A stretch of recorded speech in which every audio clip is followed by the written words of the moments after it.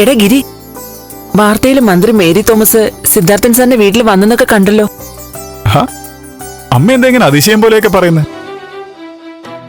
അമ്മ, അദ്ദേഹം വലിയ ആളാ. മന്ത്രിസഭയിൽ രണ്ടാമനായിരിക്കേണ്ട നേതാവ്, രാഷ്ട്രീയത്തിൽ എല്ലാവരും ബഹുമാനിക്കുന്ന ആളാ.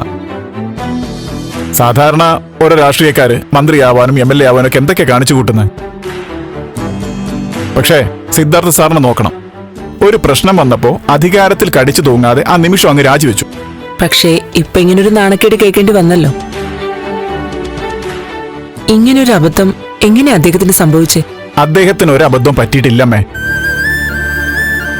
അദ്ദേഹത്തിന് അബദ്ധം പറ്റിയെന്ന് കരുതുന്നവരാ അവസാനം കാര്യങ്ങൾ തിരിച്ചറിയാൻ പോകുന്നത്.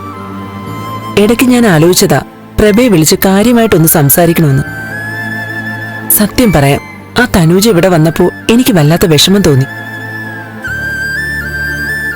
സിദ്ധാർത്ഥൻ സാർ കുറച്ചുകൂടി ഉത്തരവാദിത്തം കാണിക്കേണ്ടതായിരുന്നു എന്ന് ചിന്തിച്ചു. നമ്മളങ്ങനെ ബഹളമൊന്നും കാണിക്കണ്ട.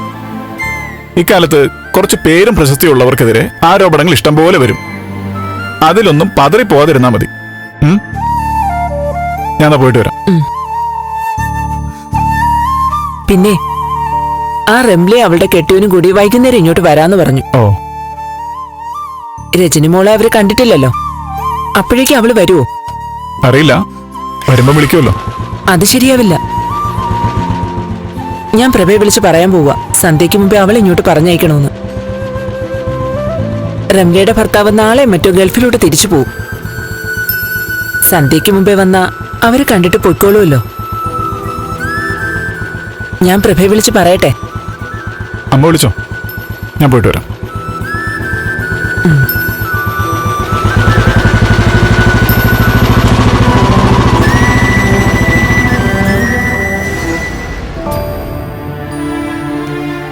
അഞ്ച് മിനിറ്റ് അല്ലേ?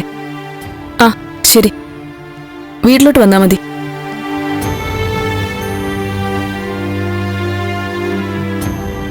ഓട്ടോ വിളിച്ചു പറഞ്ഞു.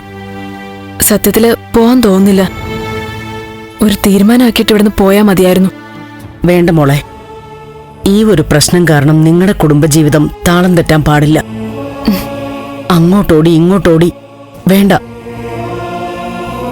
ഗിരീഷിന്റെ അമ്മയുടെ നല്ല മനസ്സുകൊണ്ട് ഇപ്പൊ ഒന്നും പറയുന്നില്ല.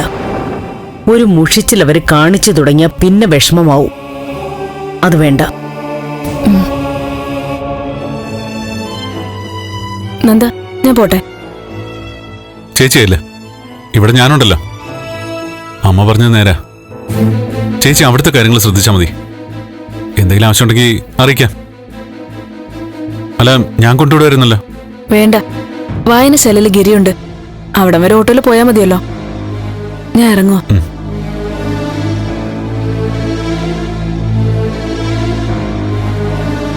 ശരി അമ്മേ.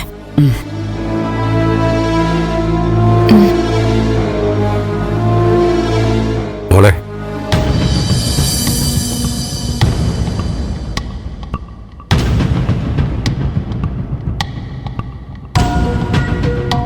പോകുമ്പോ അച്ഛനോടൊരു വാക്കുപോലും പറയാൻ തോന്നുന്നില്ലേ?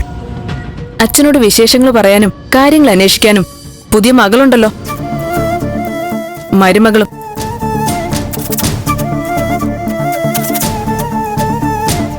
അതിന്റെ ഇടയില് എന്റെ യാത്ര പറച്ചിലൊക്കെ എന്തിനാ?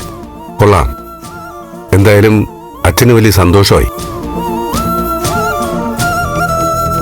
ഈ രീതിയിലൊക്കെ എന്നോട് സംസാരിക്കാൻ മാത്രം എന്റെ മക്കൾ വളർന്നല്ലോ.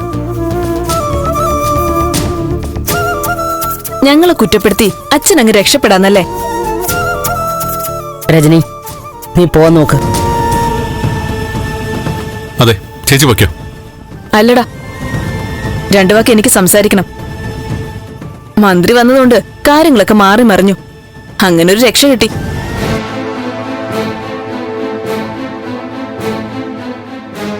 ഞങ്ങൾ ഇന്ന് സംസാരിച്ചു തുടങ്ങിയ കാര്യങ്ങളിൽ ഉത്തരം തരാൻ അച്ഛൻ തയ്യാറാണോ? ആണെങ്കിൽ അത് പറ.